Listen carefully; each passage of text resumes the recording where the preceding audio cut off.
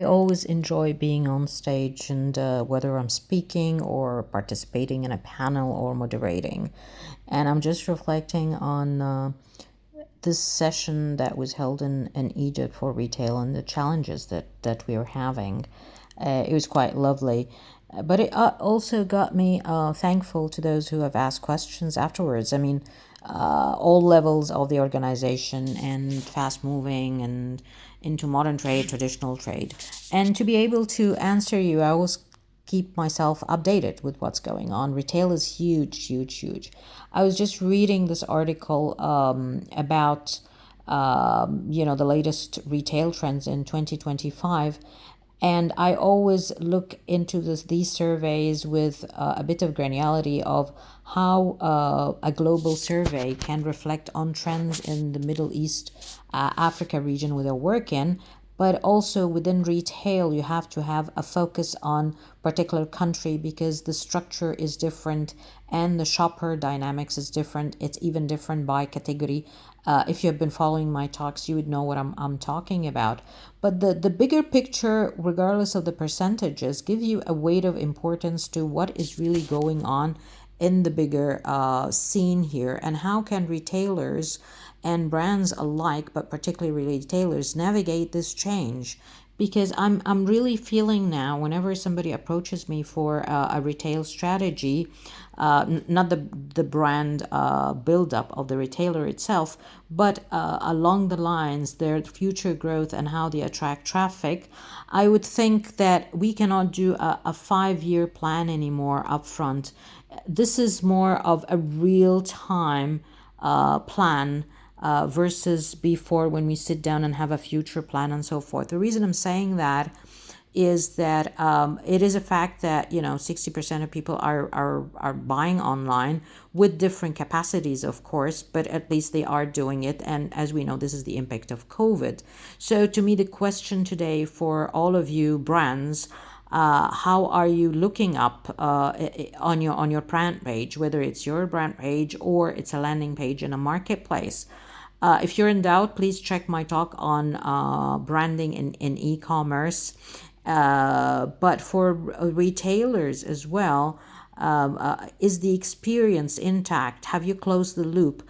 Are those who have bought from you, let's say grocery, have had a good experience? Did you go back and understand thoroughly why did not happen?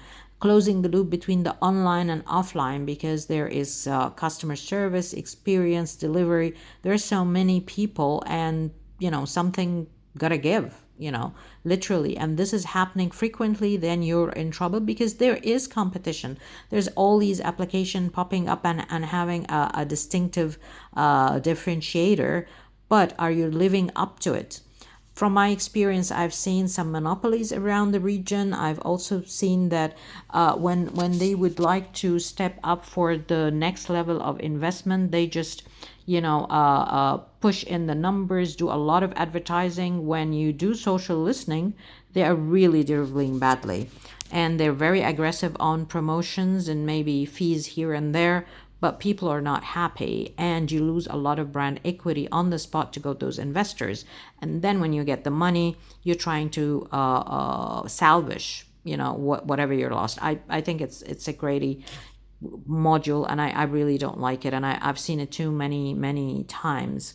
However, away from e-commerce, I gotta tell you that tactical experience is what going to get Gen Z back in store. They are looking for this. And I mean, and generally as well, we're looking globally at 40% of Gen Z. They're looking to come back to the store for that exceptional experience in fashion, electronics, what have you. So activations are very important. I'm going to put a video on active and passive activations very soon as well. So stay tuned to my channel on that one and subscribe. But going back to tactical activations, what you would want to do, not only activation, but the experience. Yes, experience. We're going back to school, old school experience. If you, as a retailer, grocery specifically, want those customers to keep coming back and not just, going to another channel for another offer, blah, blah, blah. We do know that within 1 week, the shopping trip increased in the last 5 years from 1 trip a week to 4 trips a week, because people either not satisfied or looking for an offer, or the destination category is not, or your quality is fluctuating, and it happens so often with that one. And some people are just fed up. They just want to go to the grocery store next door or just go to Enlam.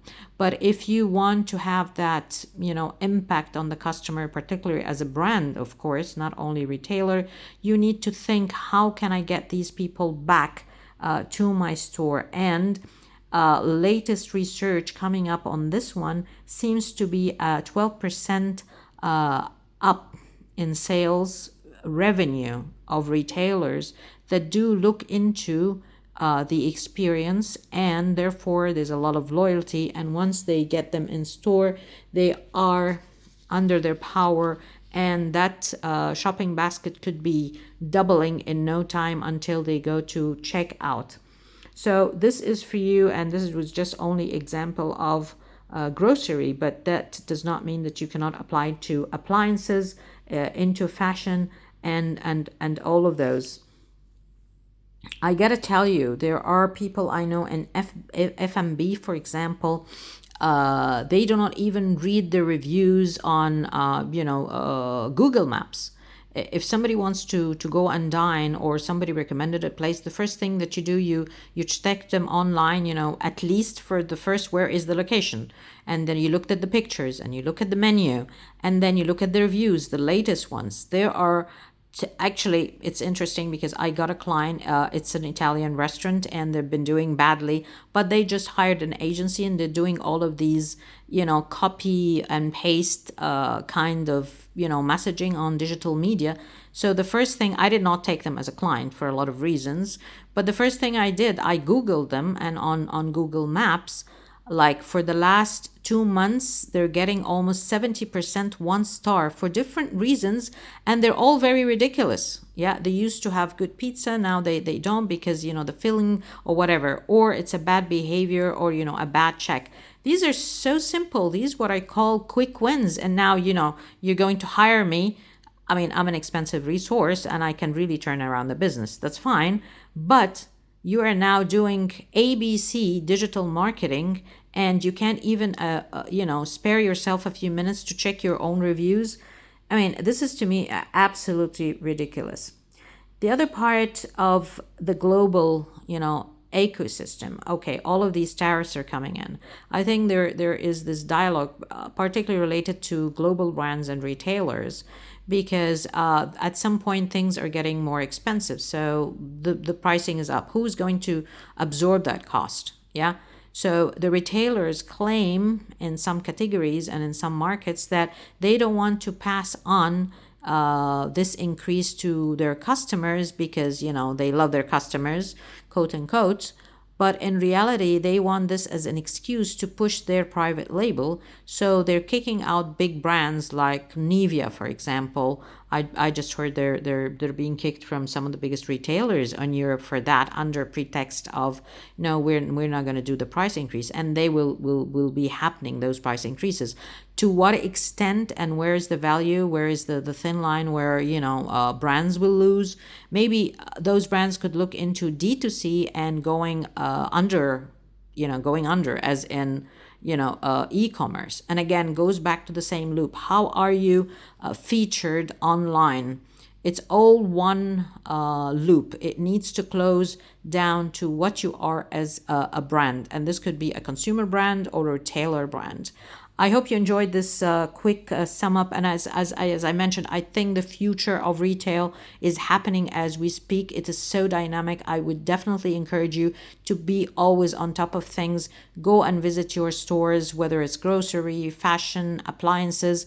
there are some categories that we know are for a fact very driven by e-commerce. So how are you showing on your landing page? There's so much learnings from neuromarketing around the product shot and what do you write. There's absolutely nothing stopping you for building a brand online on e-commerce. Yes, it's a channel for sales, but it is a channel for communication as well. There is that opportunity that the customer thinks of you, you know, that is brilliant. That is, worth a lot to grab that attention, be right there at the right time with the right message and image and visual. Yeah.